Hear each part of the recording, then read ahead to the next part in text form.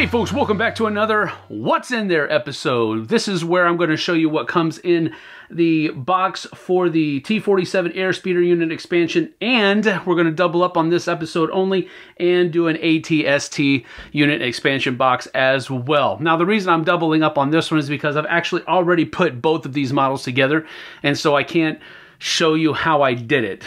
These were also a little bit more where I took a little bit more freedom, artistic license, so to speak, with the model. So I'll talk over that. I'll show you what I did and kind of talk through a little bit of how I did it.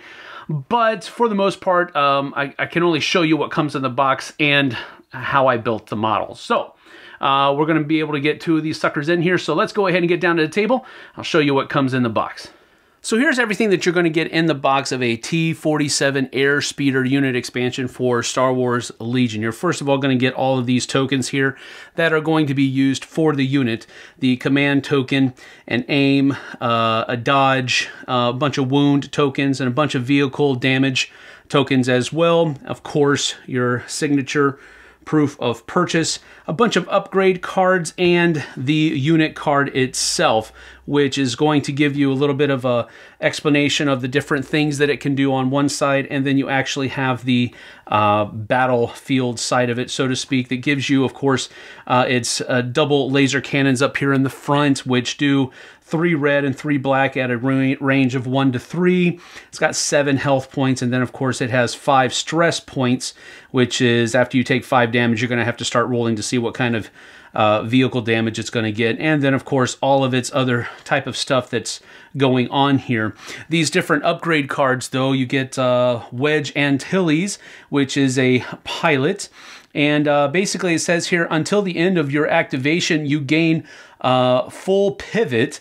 So when you pivot, you can pivot up to 360 degrees. So that's a really cool pilot skill that comes with the package. And then here you have the Power Harpoon, which is a range of 1 to 2. You're going to roll 1 red die. It has impact 1. And then it's fixed rear. So it can only be firing out of the rear quadrant here on your base. And then it says after a tow cable, after a vehicle is wounded by an attack that includes this weapon, perform a pivot with that vehicle. So that's pretty cool.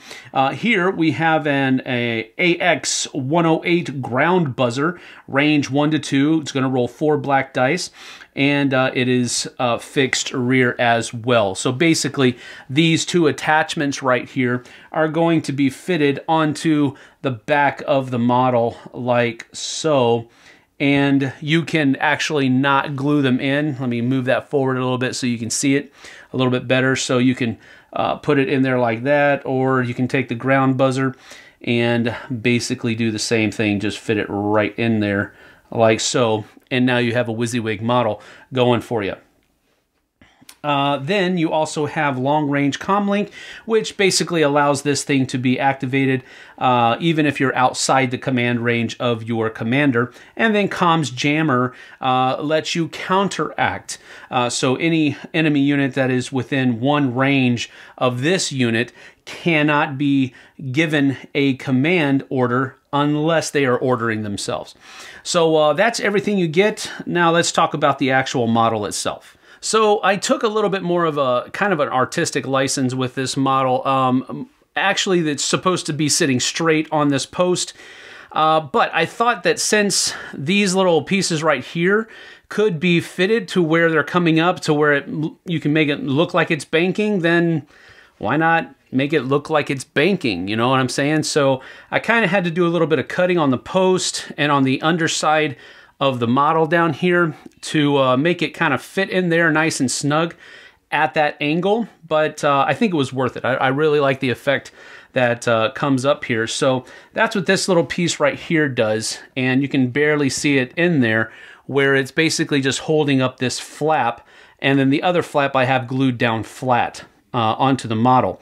So those are the kind of things that you have that you can kind of play with and make the model your own.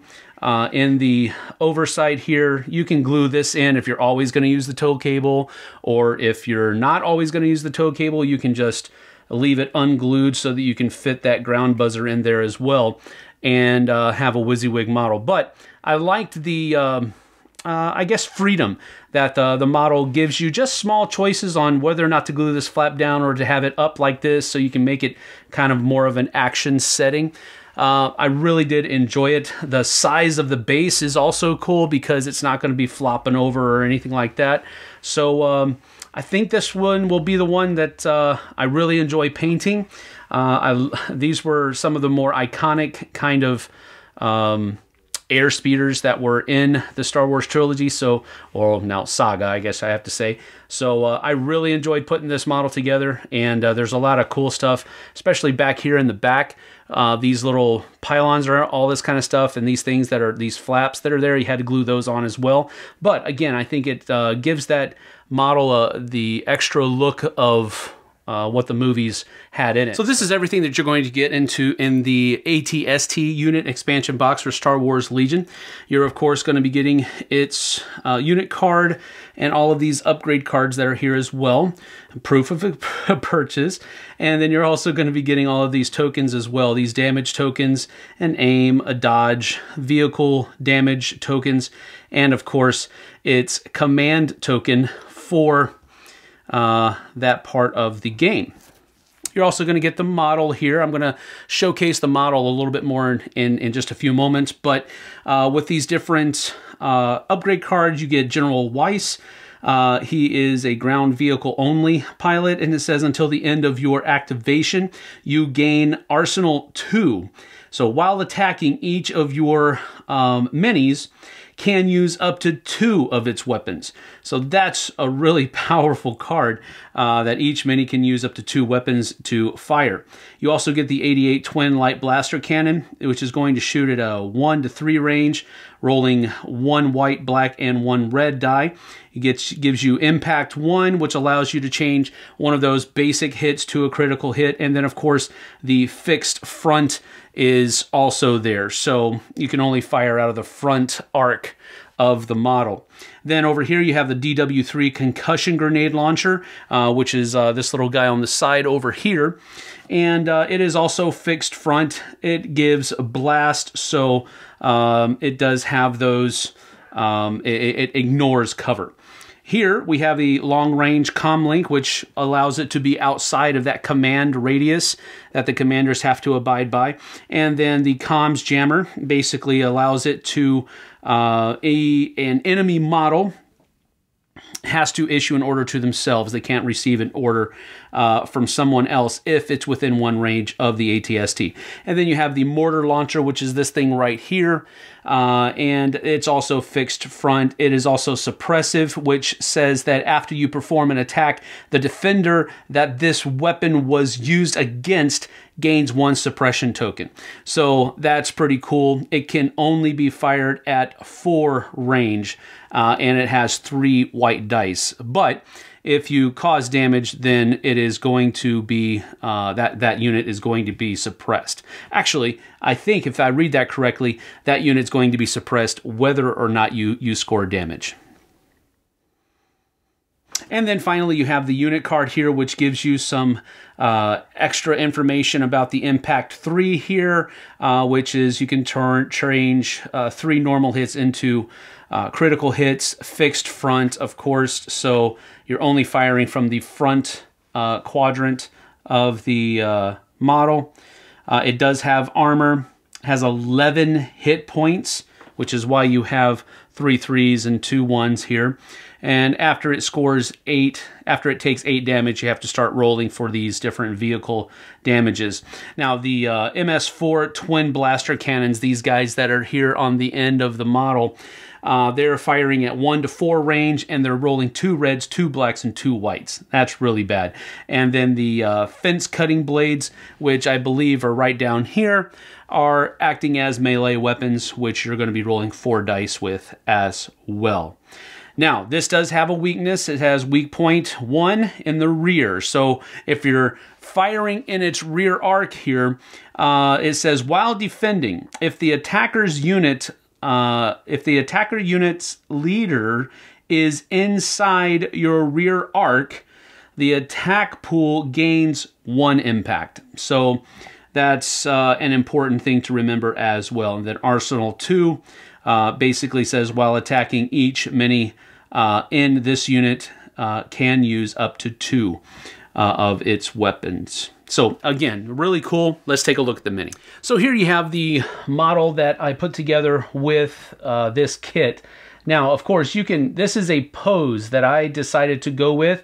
And the reason I did that is because each of these joints here, down here at the heel or the base of the foot, the ankle, whatever you might call it, up here, and then here, right here, this hinge, and as well as on the inside here, this is also posable. All these kind of stick together, they snap together, and then you can position them the way they want, and then if you want to, you just go back and glue it together so it stays in that specific position. So this is a fully positional or positionable mech that you can really kind of have fun with and play with. And the way I have this done, it looks kind of shaky. I mean, if you look at that, it kind of shakes a little bit. But I think there's an easy fix for it. I have one of the barricades here from the base set, and later on I'm thinking about just gluing it down like this so that he looks like he's taking a step over that barricade or something like that. I don't know. I'm still playing with it. Maybe I'll use a rock from outside somewhere. I don't know what I'm going to do yet, but it's going to be something like that. But this is kind of the fun part about modeling, is taking risks, quote unquote, kind of this really strange looking pose for a ATST.